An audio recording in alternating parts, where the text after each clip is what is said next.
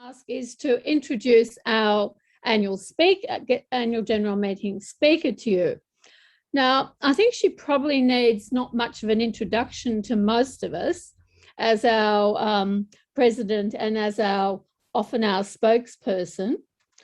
But I have known Karen for 40 odd years, and I've got quite a few things I could say about her, but I'm under really strict instructions to be careful what I say and also to be short. So I'm just going to focus on her most recent historical activities. And first of all, remind you of her award-winning Bitter Roots Sweet Fruit on the schools of Collingwood, which has been held up as a paradigm for anyone researching the history of local schools. So go Karen for that. Another project which she has created almost single-handedly, she mentioned that in her president's report and didn't quite take the credit for it, I thought, is the fabulous Collingwood Historical Society Notables database, which has enabled Karen's curiosity to spread far and wide around the world and in all sorts of interesting topics and themes, which we sometimes have to restrain her on. But as a result, it's really a go-to resource for all of us. And of course, during the pandemic, as Karen said, she turned her mind back to an old interest, the streets of Collingwood, which she first worked on in 1991.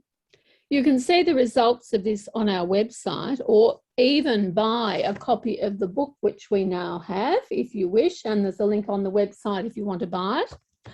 But with the mention of that, I'm going to hand over to Karen to continue to tell us about that. So, Karen. Thank you. Thank you for that very nice introduction, Anne. Slightly blush-making, but apart from that, very good. Oh, well, I could have said more blush-making things, but never mind. That was quite enough. Thank you, very, very kind indeed. Now, Streets of Collingwood, we're going to talk about tonight. And as Anne's mentioned, we did do a book, and I was a bit shocked when I realised it was 1991 and how old it was. And this project, to update, it's been on the back burner for quite a while.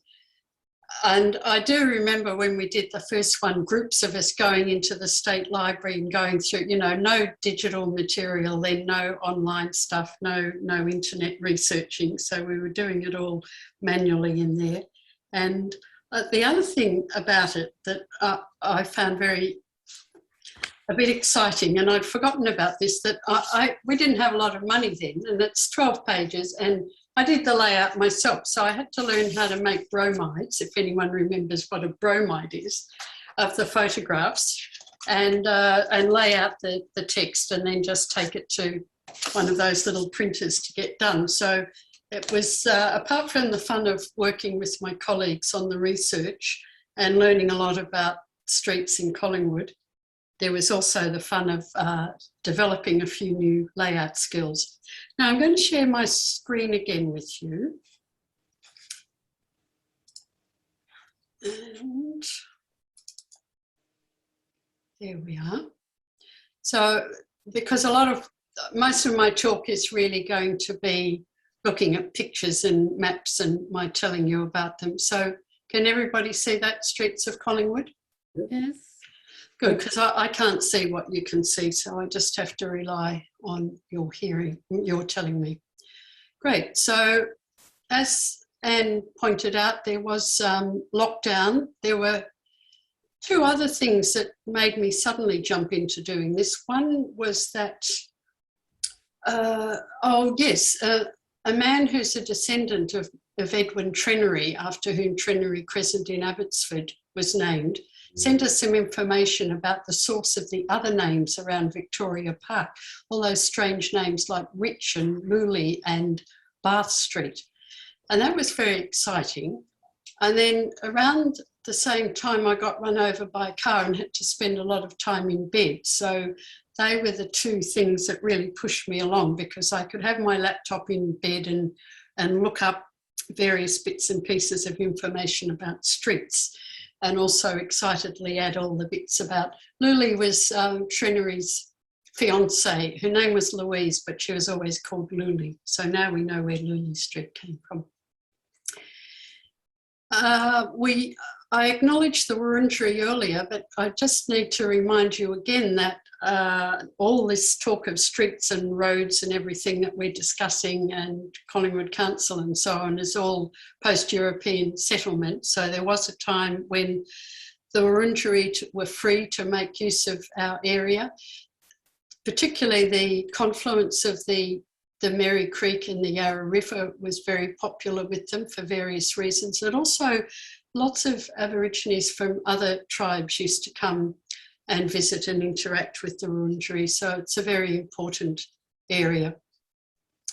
So all our roads have come later than that. Now, I'm going to start off by showing you this sketch that was done by Bernard Barrett, very kindly of him to put all this material together about the first land sales in Collingwood. And there's a bit of Fitzroy in it as well. So you'll notice that the land's divided up into squares and rectangles with numbers on. The numbers are portions of land as they were sold. And these aren't little building blocks at the time. They were about 25 acres is a typical size. And they were put up for sale in Sydney. A lot of the people who bought them never actually came to Melbourne. They just stayed in Sydney, but some people did come to Melbourne. I was watching a talk or listening to a talk by an archaeologist the other day, and he said, history follows geography and geology. And I suddenly thought, yes, that seems to me that might apply to Collingwood. And I'm going to show you what I mean by looking at this.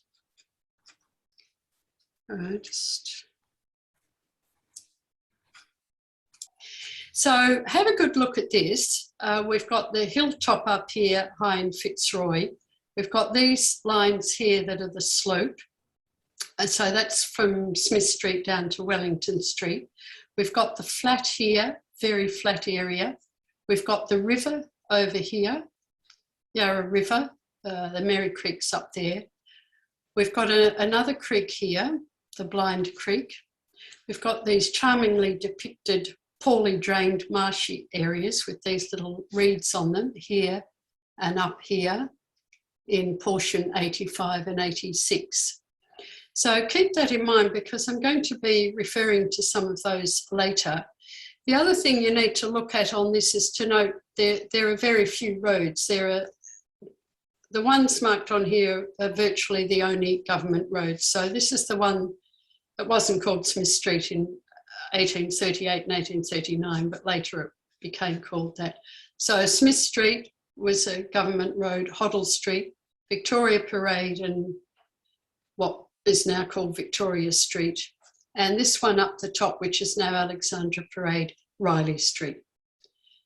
So keep all of those things in mind because I will get back to them later. And also sometimes I refer to the portion numbers. So this one up here, 88, for example, is, that was John Dyke bought that. So that was his land. He built a house and a flour mill, as we all know. 86 and 87 I'll be referring to as well at some point. And the next thing I'm going to talk about is this area here, 52, 53, 54. We'll be looking at that. Now, what you've got to keep in mind is that 1840s, not really a huge amount happened in Collingwood. The population was still very small. A lot of it was very unsettled and a lot of it hadn't been subdivided. One of the early subdivisions was the Walmer Estate, and that was done in the 1840s. And what I'm showing you here is a picture of the house of the man who did the subdivision, and his name was Charles Hutton. And this was quite a grand house on quite a big piece of land. It was demolished in the 1920s to build the aftercare hospital in Victoria Parade. But on the next page, I'll show you a map. This is Hodgkinson's map from April 1856. that shows all the buildings and roads in Collingwood at the time. And so this one here that I'm circling is Mr. Hutton's house, and you can see he's got a big driveway and a large garden. So this is Victoria Parade here. This is Cambridge Street over to the right, and this is Mason Street. So when he did his subdivision, he did do a number of fairly large blocks. I mean, his was the largest, but there were some other big ones in Smith Street and Victoria Parade as well. But when you go back a bit to Mason Street, and he did Peel Street and Derby Street, a lot of the blocks get a little bit smaller. Now, I want to tell you about this map because for years we've been looking at Clement Hodgkinson's map dated January 1858, showing all the buildings in Collingwood. And I have seen references to Hodgkinson's 1856 map, but I could never find it. And I thought, oh, they must have just made a mistake, it's the same map. But finally I found out that the Public Record Office have this 1856 map. And you can only look at it on microfiche and just at the microfilm rather, and at the moment I can't go there. And I only found this map about 2 weeks ago, but I have managed to get some little snippets of it, and you can see, I find these maps very charming with all the drawings and how they do the bushes and the trees. So I've had a lot of fun looking at that, and I'll have even more fun when I manage to get a digital copy of the whole thing. But I just wanted to look at the next bit of that map.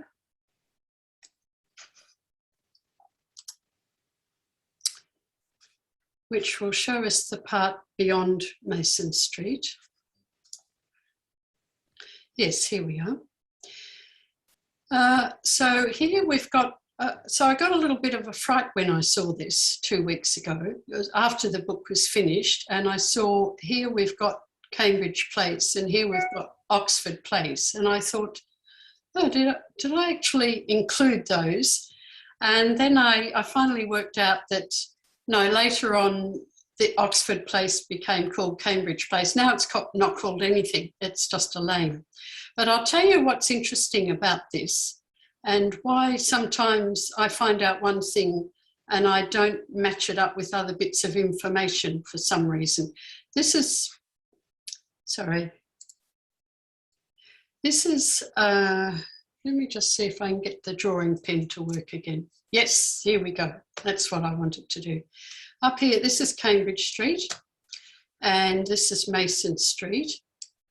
This one, which at the time was called Fife Street, is now Oxford Street. So some of you will be pondering a bit and they'll know what's now on this piece of land. And when I did all that work on schools years ago, I remember reading that when they wanted to build Cambridge Street School, that there was just a letter that said, we've acquired freehold properties, or we've acquired freehold land, I think was how they worded it. And I just kind of assumed that they'd found some vacant land to build the school on. But of course that wasn't the case. All these houses were on here and they had to buy those up and demolish them. And when the school, and if you ever wonder why Cambridge Street School is built right up to the corner, it's on this corner here, there, you can see why they haven't got much land. And the schoolyard ended here originally, and then there was a church on this corner, or it's still there. So they put it on the corner to maximise the playground space. The other thing, when I researched that, I had another letter that said in 1905 they'd bought up 12 houses to enlarge the playing space, which is badly needed. And now I can see that these are the 12 houses. So there's 1, 2, 3, 1, 2, 3, 1, 2, 3, 1, 2, 3. And I got very curious about that last week and I looked them up, and all those 12 houses were owned by an illiterate widow in her 80s. So she sold them all and the school was able to enlarge the playing ground. So it's a little bit off the track, but you know, us obsessive historians just can't leave any stone unturned when tracking things down.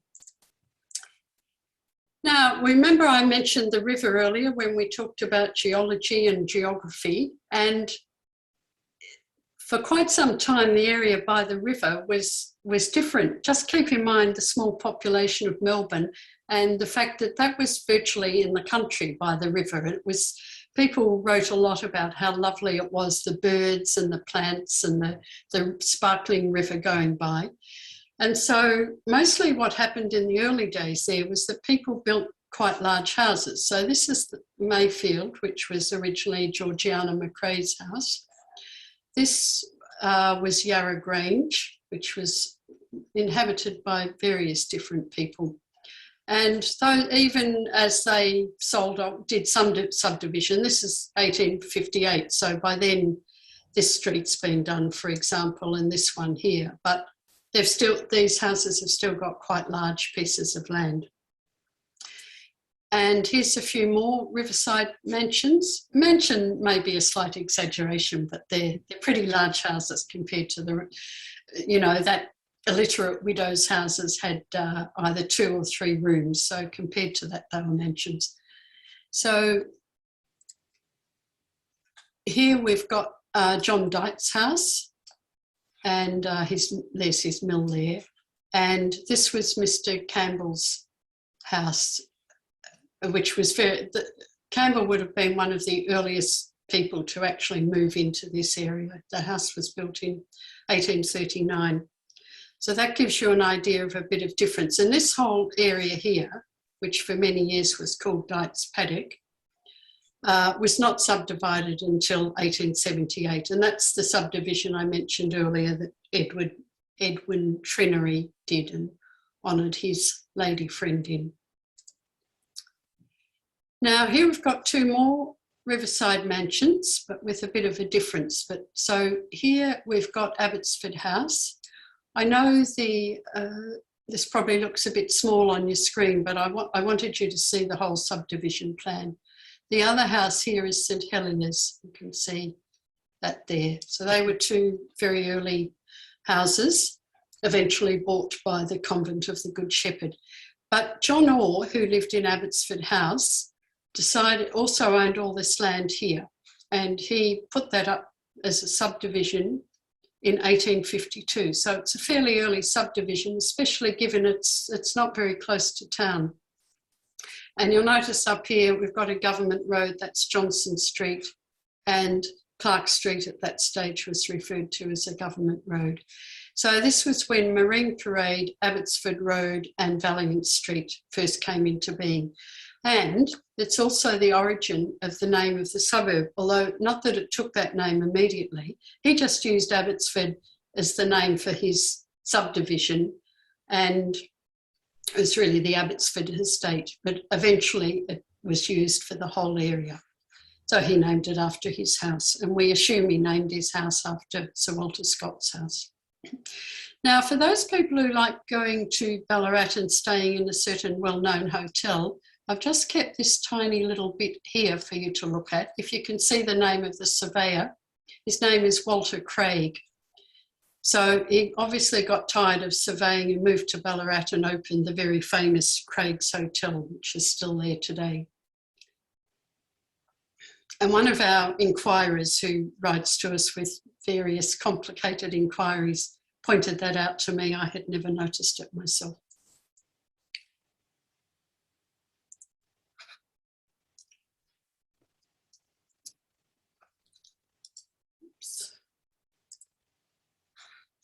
Now, looking again at the area by the river that's not very densely populated, this is what's now the eastern half of Clifton Hill, and this was mostly Crown land. Yes, so those bluestone houses that were built by Mr. Ramsden and the Brown brothers are still there. They're among the very early houses of Collingwood. And there was a quarry and some bluestone houses and not much else. On the other hand, when we look not far away in the early 1850s, this was either 1852 or 1853, an early subdivision, and it surprises me that this area, which wasn't really very close to anything, that the owner decided to subdivide it at this stage. So I know it's very hard to read because it's got so much detail on it, but the streets are Bendigo, Forest, Alexander, Ballarat Street and Gold Street. And at this stage, Gold Street, this part here was also called Gold Street, and it's now Hotham Street, as I'm sure you all know. And this is portion 87 that I pointed out earlier. It's not a swampy area, so maybe that was why the owner decided to subdivide it. And everybody was suffering from gold fever at the time, so that's where all the street names come from. Gold, obviously, just for gold, but Ballarat, Forest, Bendigo and Alexander were all well-known gold fields. So it's interesting to see how somebody chooses the names for their subdivision.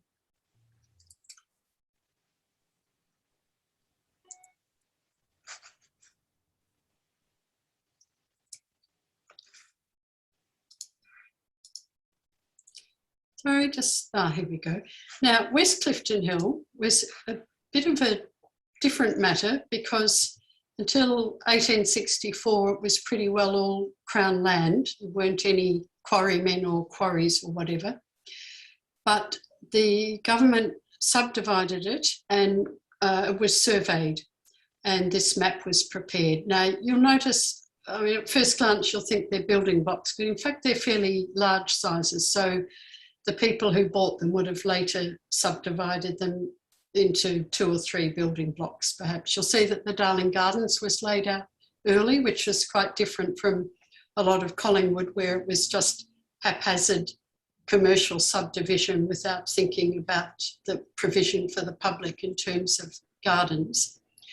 You'll see some of the street names that are still there. Here's Noon Street. Now, Noon is mentioned twice on this because Noon was a Collingwood councillor, but he was also a noted photolithographer. He was a prize-winning lithographer. And if you peer very closely and send yourself blind up here, you'll see photolithographed at the Department of Lands and Survey by Noon. So that's John Noon. And the other names, Wellington Street was just continuing up from Wellington.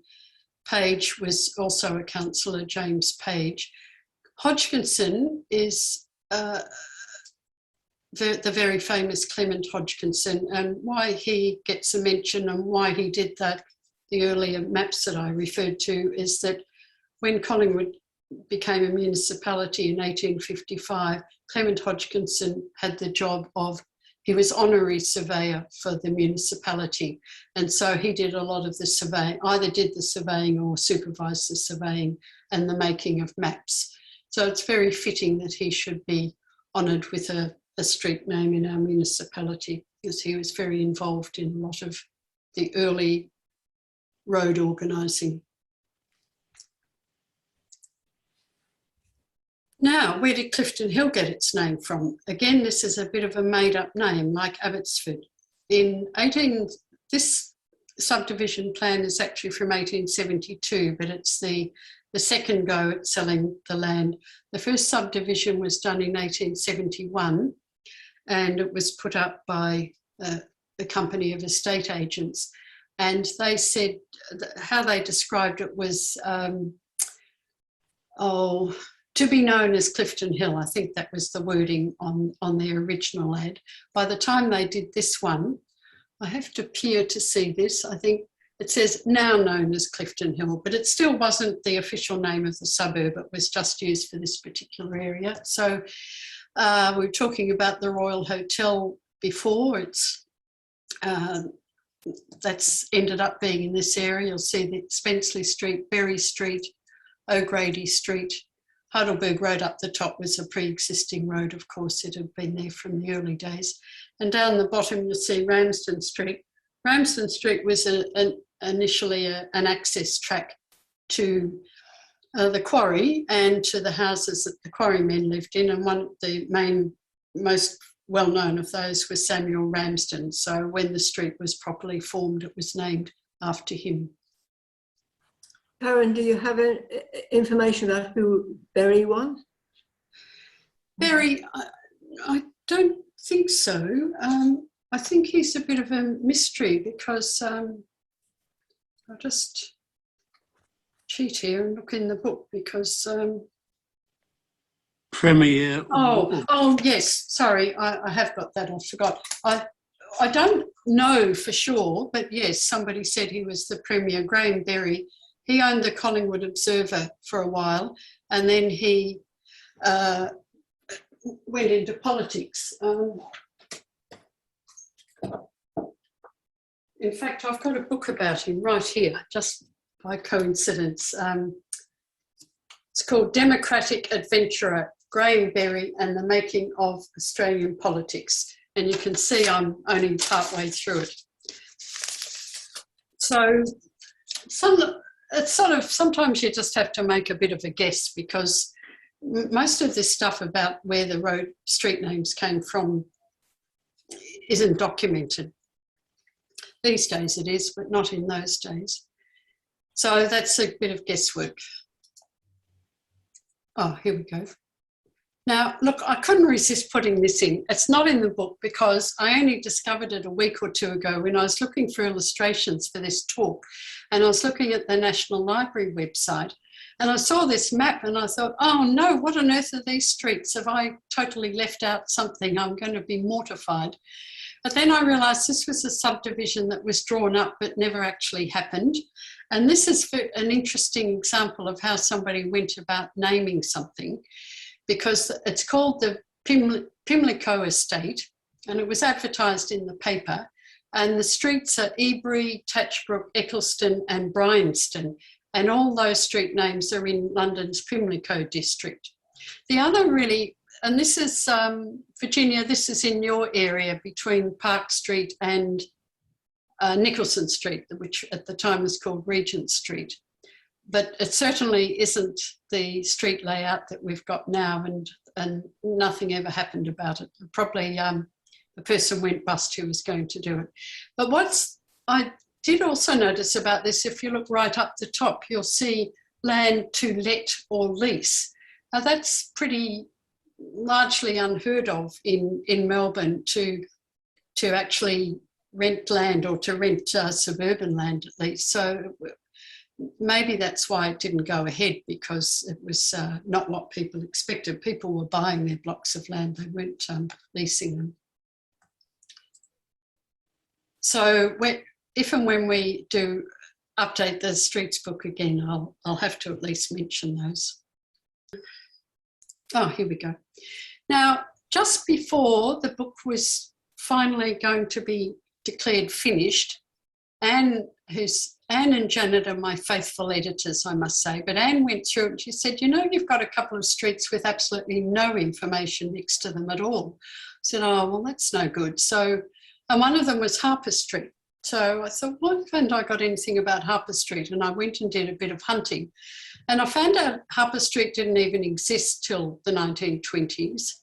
If you don't know it, it runs off Nicholson Street between Marine Parade and Gibbs Street. And I think you can see, we'll go back to our geology and geography, and you'll see why nothing happened in that area for quite until the 1920s, because it was poorly drained, and there was, this is the Blind Creek meandering through the middle of it. We've got a couple of drains running into it, and the general area was poorly drained. What we're looking at here is a Board of Works map, which would be around about 1900, and that shows that big empty area. So the only thing we've got in Marine Parade, we've got the swimming baths that were built in 1895, but nothing else happening. And so it must have been around that time that they didn't exactly put the creek underground, they put it into a channel. And you can still see bits of it in little narrow lanes between certain houses if you wander around there. So this is yet another example of how I look at things but don't put two and two together, because I'm always looking at Board of Works maps. They're a wonderful source of information for that end of the 19th century period, with all the houses drawn on them, and the gardens, and you know where the downpipes are, and where the copper is, and where the privy is down by the back fence before there was any sewerage. But it had never quite sunk in that Harper Street dated from that later period. The other thing about Harper Street is that nobody's ever lived there, because by the time it was created in the 1920s, Collingwood was becoming quite a bit more industrial, and a lot of fairly small factories were being built. And so Harper Street is just a street of factories. It doesn't have houses in it. Oops. Now I'll show you another subdivision. This was portion 86. It was originally bought by a man called James Stewart Ryrie, a Scotsman, obviously, and he bought portion 86. Now, at some stage, a man called Charles Mater acquired it, probably in the 1950s. He was a German, and he also owned the Gasometer Hotel, which is here on the corner. And this is his subdivision. Now, this subdivision plan is probably about 1869. It's certainly late 1860s. Mater had bought the land in the 1850s. But this was, do you remember, we looked earlier and it was a poorly drained area with all the little drawings of reeds in it to indicate that it was rather swampy. And so it wasn't suitable for building on, really. And once Hodgkinson became surveyor, Mater did have a few meetings with Hodgkinson to talk about how they could improve the drainage, but not a great deal happened. So eventually he did the subdivision. Now, Mater, he had first gone to live in New South Wales, and there he met a young widow with 3 small children, and they married and came to Melbourne eventually. Now, his wife's name was Jane Charlotte Simpson. So they didn't use Jane for the street name, but they used Charlotte and Simpson. Simpson is, I think it's Hotham Street now. And the 3 little children were called Emma, Blanche and Henry. So that's the origin of those names. And you'll see the one down the middle is Mater Street, named after himself. That's a group of street names that puzzled me for absolutely years. So I was really excited to find out where they all came from. I mean, I had heard of Mr. Mater, but I didn't know about the wife and the children. So that was good fun to find that out. Now, we've been talking about streets being named in the olden days, but there's also new naming going on by council. It's a bit better organised these days. People can put in a submission, or sometimes council asks for suggestions. And not so long ago, I was walking home with a few people, including Pat Miller. And Pat's a very keen photographer, as I mentioned earlier, and she looked down this lane and said, oh, that's a wonderful photo.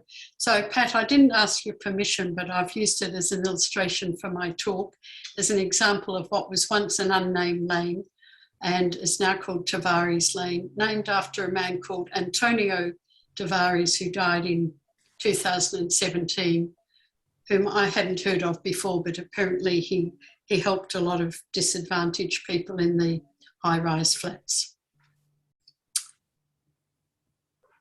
And one of the reasons that some lanes are being named of late is that if anybody lives in the lane,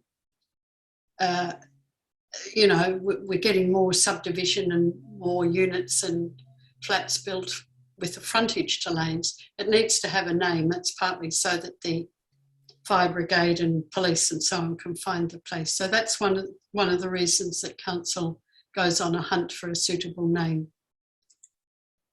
Now, talking about lanes, I want to talk about Little Charles Street. And this is a photo taken in 1935, and that was taken by members of the Housing Investigation and Slum Abolition Board. So in the 1930s, just after the Depression, there was a lot of very poor housing in Melbourne, not just in Collingwood, but all the suburbs surrounding the centre of the city. And these people just went around and looked at the houses. They do a preliminary survey of the street, and then they must have just gone, knocked on the door and said, can we look inside your house? So this was an example of a slum area. Now, it's perfectly obvious when you look at Little Charles Street, it was never intended as a street. It's a lane. It's between Charles Street and Nicholson Street. And what ended up happening is that people, I guess they further subdivided their land and made a little block on the back, and people built that. Now, when they had this inspection in 1935, they said there were 23 houses in the street.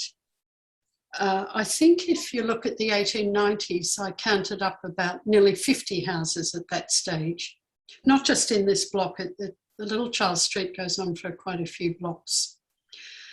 And so when we did the streets book in 1991, I went strolling around there to see if there are any houses left. And I think at that stage there was just one left. And in fact, its address was no longer Little Charles Street.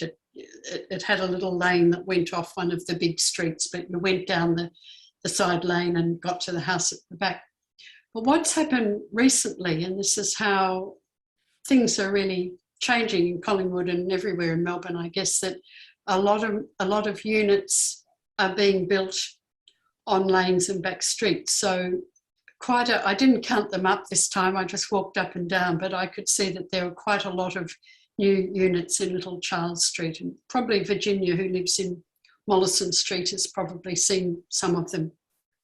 So the whole point of it is what goes around comes around, or as the French would say, plus ça change. But you go from having a lot of houses in a lane to getting rid of them, to going back to people building habitations in lanes. Now, you know, we're always whinging about all those ghastly big buildings going up in Wellington Street and blocking the sun and the air and creating wind tunnels. I found a silver cloud in the lining of that, because Francis took some photos along Wellington Street early in the year. In fact, it was for the walk, I think, Francis. And she got this fantastic back view of there is a lane behind those houses in Cambridge Street, but even if you walked along the lane, you can't really see that proper back view of the houses because the angle isn't right. But because she was able to take the photo from Wellington Street after they dug a great hole in the ground and before they'd started building a huge 7-storey building or whatever Mr. Gurner is building there, we got that shot. So I like the lanes. We have a lot of lanes in Collingwood, and it's always good fun to walk around them, and it's good to be able to get that view. So that view is certainly gone by now. So that's really the end of my talk, and we're just going back to the other half of that photo that I started with. And I think everybody would have worked out by now that it's Wellington Street and Peel Street intersection here. This photo was taken in the early 1920s. And it's interesting that there's the peel is still there. I mean, they've repainted it and changed the doors and so on. Mostly you can see Foy and Gibson's. This was a photo taken for Foy and Gibson's. But what's really interesting is that you can see the shops lining Wellington Street. And there's not much of those on the eastern side of Wellington Street. And I'm always particularly annoyed about this little group of shops here. Sorry. Yeah, a little group of houses shops rather, on the corner of Peel and Wellington Street. We've got a photo of them from 1862, so we know they existed before then, and they were only demolished about 3 years ago, I think, for one of those new buildings in Wellington Street. So I find that a bit disappointing. They were in rather poor condition by then, but somebody could have fixed them up. All right, that's the end. So if you've got any questions, I'm happy to answer them. But first I'm going to get a glass of water. Okay, well, I'm just having a look in the chat, and we don't have any actual questions. We just have a note from Val Noon saying, very good talk, Karen, but unfortunately he had to leave early. So while people are thinking about questions, I've got one I wanted to ask you. Yes. Which was, I'm just wondering, you mentioned geography and geology. I'm just wondering what role public transport such as trains and trams had in the development of streets. Oh, in the development of the streets. Well, I think... Or I suppose in the case of the train, where the train went through, it might have been getting rid of streets too. The train went through, yes. A number of streets were either... well, not many streets actually totally disappeared. If we look at the train line, the only one I can think of that is totally gone probably is Liverpool Street, that was near Gibbs Street.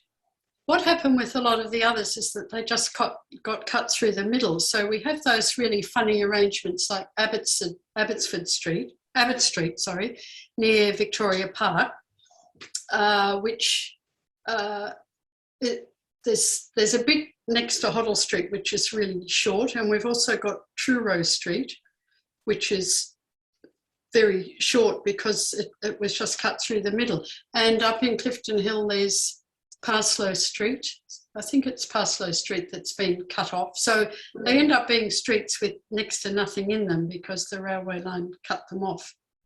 But on the whole, if I think about the trams, they really followed, I mean, the trams followed the roads that have been created quite early in the piece, like Johnson Street, Smith Street up to Heidelberg Road and Victoria Parade. So the trams didn't really have any impact on the roads? No, I don't think so. Does anyone else have questions? No, but I just want to say you're right. You need to study geography and history to understand. We need to study geography to understand the history.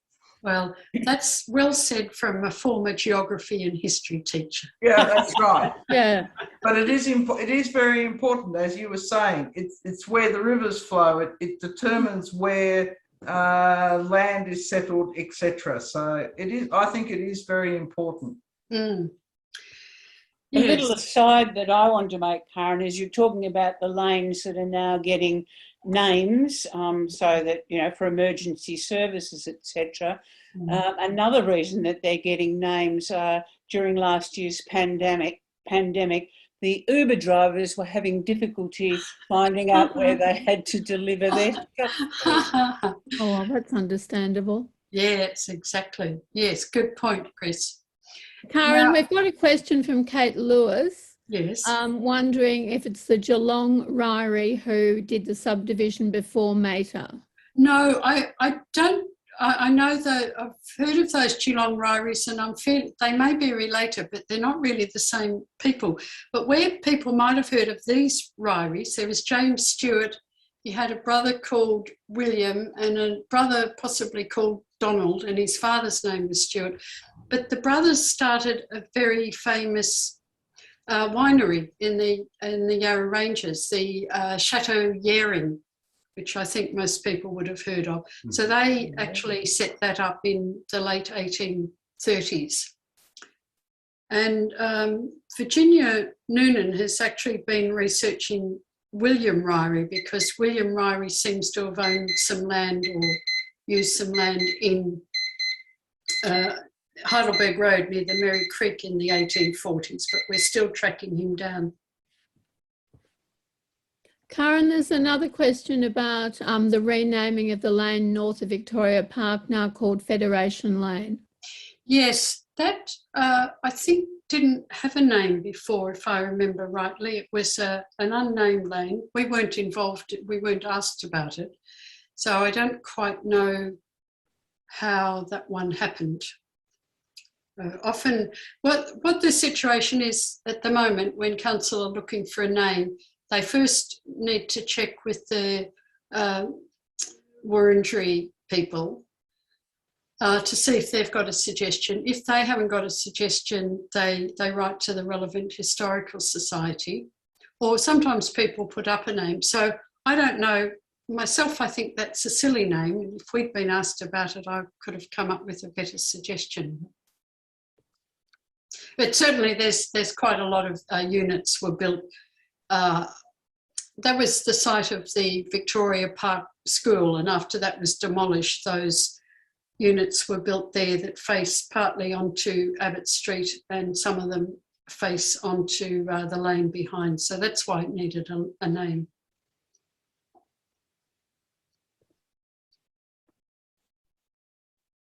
Any other questions? Good. Well, either you all fell asleep or I covered everything. So Maybe you covered it. So I guess all that remains to do is thank you very much for your. There have been various other comments coming through chat about how wonderful your talk was, but you can see them later. Oh, okay. So, and we don't want to make you blush again. No. So it just remains to thank you so much for all your research into the book, but also your extra work you did for the talk tonight. And also just to remind people that the book is for sale if you would like a hard copy of, a print copy of the book. And it's a lovely publication. You can find information about that on our website.